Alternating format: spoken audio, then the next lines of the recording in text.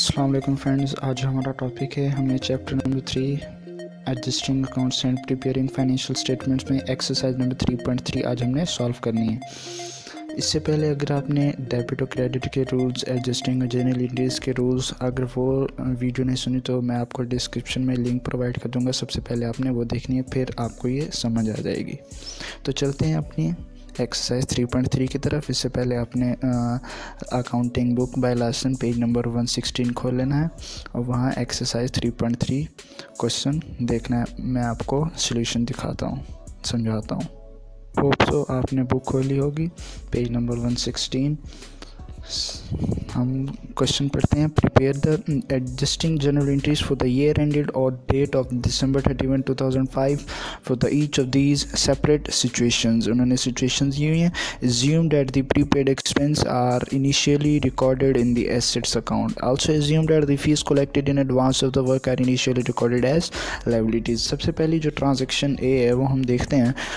depreciation on the company's equipment for the 2005 is computed to be 1600। अब इसमें क्या कहा हुआ है, सबसे पहले आपने बुक में देखना है। मैं आपको स्टेटमेंट समझाता हूँ।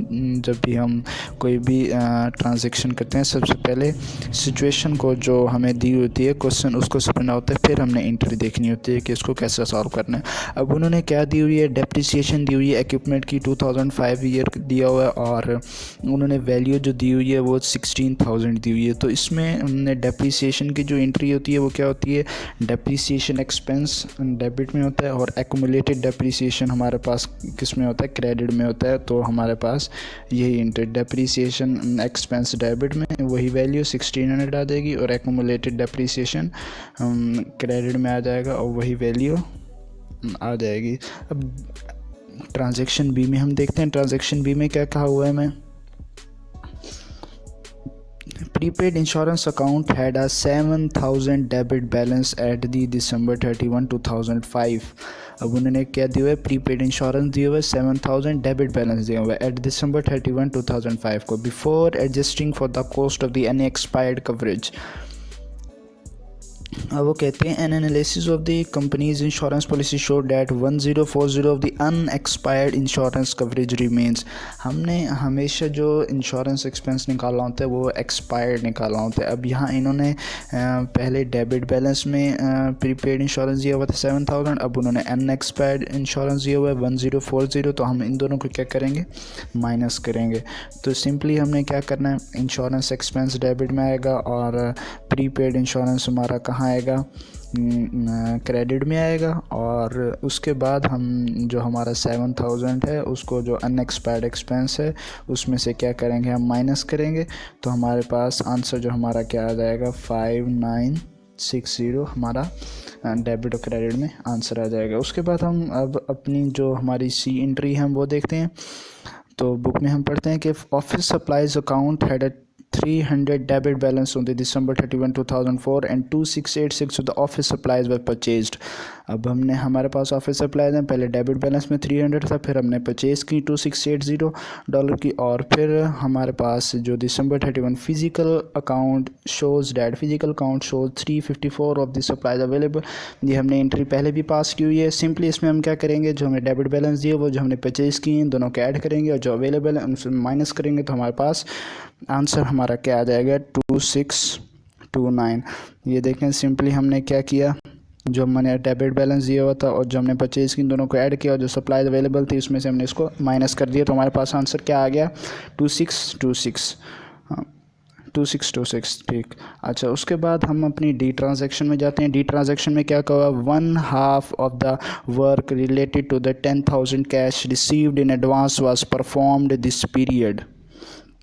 वो क्या कहती हैं कि 1/2 मतलब 1/2, 1/2, ठीक है, 1/2 1/2 को कहते हैं। और the work related to 10,000 cash received in advance. अब कैश क्या रिसीव हुआ है, एडवांस में रिसीव हुआ है। तो कैश हम एडवांस में जब रिसीव हुआ तो हम क्या लिखते होते हैं, अनअर्न्ड सर्विस रेवेन्यू या अनअर्न्ड फ़ी रेवेन्यू, कुछ भी लिख सकते हैं। क्योंकि यहाँ पे हमने फ़ी पे कर रहे थे तो इसलिए हमने फ़ी लिखा है। अनअर्न्ड सर्विस हमारी कौन सी है, फ़ी की है हुई। तो अनअर्न्ड सर्विस रेवेन्यू आएगा और जो क्रेडिट में चीज़ आएगी वो क्या आएगी, फ़ी रेवेन्यू आएगी। तो जो क्योंकि 1/2 था 10,000 मल्टीप्लाई 1/2 करेंगे तो हमारे पास क्या आ जाएगा 5,000 डेबिट में 5,000 क्रेडिट में आ जाएगा। उसके बाद हम अपनी ट्रांजैक्शन ई की जानिब चलते हैं। The prepaid insurance account had a 5,600 debit balance at the December 31 before adjusting for the cost of the unexpired coverage. अब वो क्या कहते हैं कि प्रीपेड इंश्योरेंस अकाउंट दिया हुआ डेबिट बैलेंस 5,600 और फिर वो दूसरी स्टेटमेंट में कहते हैं analysis of the insurance will show that 4,600 of the had expired. अब वो क्या कहते हैं कि हमें एक्सपायर्ड उन्होंने खुद दे दी है, तो हमें निकालना भी क्या होता है 4,600, मतलब अब ये इन्होंने एक्सपायर्ड दे दी तो हमने निकालना भी इंश्योरेंस जो एक्सपेंस निकालना होता है वो एक्सपायर्ड का निकालना होता है हमेशा।